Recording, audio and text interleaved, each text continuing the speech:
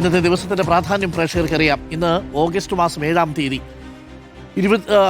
ഏകദേശം 2020 ഓഗസ്റ്റ് 7-ാം തീയതി, അതായത് 6 വർഷങ്ങൾക്ക് മുമ്പ് നമ്മുടെ നാടിനെ നടുക്കിയ ഒരു വലിയ വിമാന ദുരന്തം നടന്ന ദിവസമാണ് നമ്മുടെ നാട്ടിൽ, അല്ലേ? കരിപ്പൂർ വിമാന ദുരന്തത്തിന് 6 ആണ്ട് തികയുന്നു.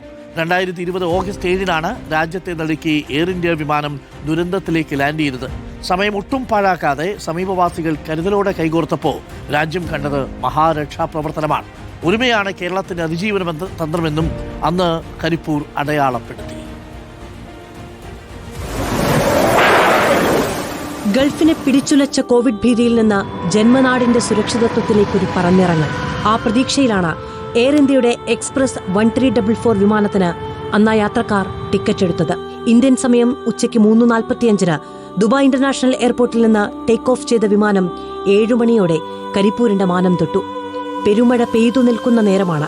ലാൻഡിങ്ങിനായി നടത്തിയ 2ാം ശ്രമത്തിൽ ടേബിൾ ടോപ്പ് റൺവേയിൽ നിന്നും തെന്നിമാറിയ വിമാനം 35 അടി താഴ്ചയിലേക്ക് പതിച്ചു.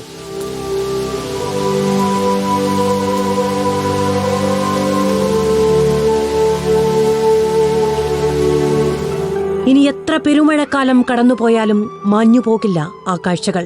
പിളർന്നുപോയ വിമാനത്തിന്റെ ഇരുമ്പു ചട്ടക്കൂടുകൾ വെട്ടിപ്പൊളിച്ച് ഓരോ ജീവനെയും ചേർത്തുപിടിച്ച് ഓടിയ ഒരു സംഘം. സ്വന്തം വാഹനങ്ങളെ ആംബുലൻസുകളാക്കി മാറ്റിയ സംഘം. ആ വാഹനങ്ങൾക്ക് വഴിയൊരുക്കാൻ റോഡിനിരുവശവും കൈകോർത്തു നിന്നവർ. ആശുപത്രികളിലും എന്തു സഹായത്തിനുമായി ഓടിക്കൂടിയ കുറേയേറെ മനുഷ്യർ. ഒറ്റപ്പെട്ടുപോയ കുഞ്ഞുങ്ങളെ നെഞ്ചോട് ചേർത്ത് ആശ്വസിപ്പിച്ചു. കോവിഡ് ഭീതിയോ മരണഭയമോ അവരെ പിന്തിരിപ്പിച്ചില്ല. മലപ്പുറം മുഴുവൻ ആ ടേബിൾ ടോപ്പിന് താഴെ കോടിയെത്തിയപ്പോൾ ലോകം കണ്ടത് ചരിത്രമടയാളപ്പെടുത്തിയ മഹാരക്ഷാ പ്രവർത്തനം.